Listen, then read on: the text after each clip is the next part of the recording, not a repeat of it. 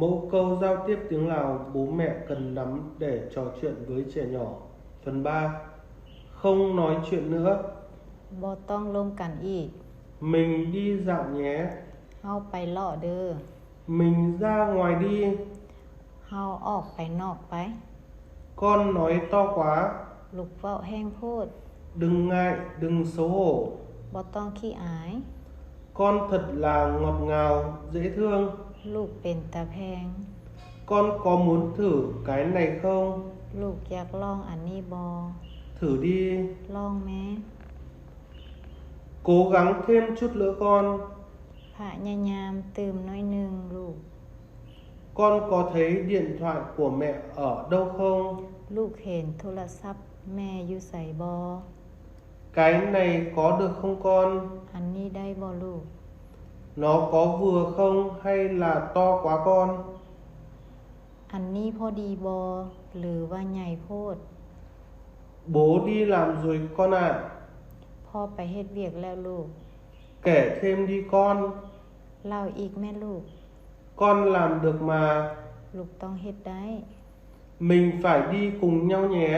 เฮาไปนำกันเด้อ Con làm tốt lắm. ลูกเฮ็ดดีหลาย Mẹ yêu con. แม่ฮักลูก Mẹ xin lỗi. แม่ขอโทษ Đủ rồi đó. พอแล้วนั่น Con ăn bánh vậy là đủ rồi đó. ลูกกินขนมซ้ำนั่นพอแล้วเด้อ Con nghĩ cô ấy sẽ cảm nhận ra sao nào? ลูกคิดว่าเพิ่นสิรู้สึกจังได Vậy thôi, không ăn kẹo nữa con nhé. พอแล้วบ่กินขนมอีกเด้อลูก Đi đổ rác đi con. ไปทิ้งขี้เหงื่อแม่ลูก Con rửa bát được không?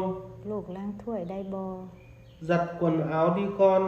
ซักเครื่องแม่ลูก Dọn sạch chỗ đó đi con. เมียนบอนนั้นให้สะอาดเด้อลูก Con khóa cửa chưa? ลูกอัดประตูแล้วบ่ Khi nào đến hạn con nộp bài tập của con? เวลาใดส่งบทเวียกบ้านของลูก Con có 5 phút nữa để sẵn sàng đến trường. ยังอีก5 นาทีที่สิเกียมไปโรงเรียน Con được nghỉ học 1 tuần.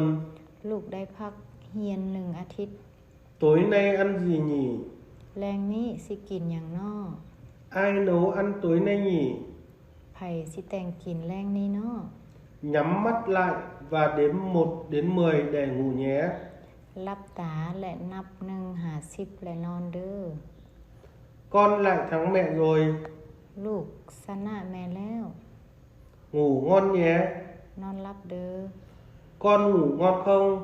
ลูกนอนหลับบ่ Có đủ ấm không? ลูกอุ่นบ่ Con đau ở đâu vậy?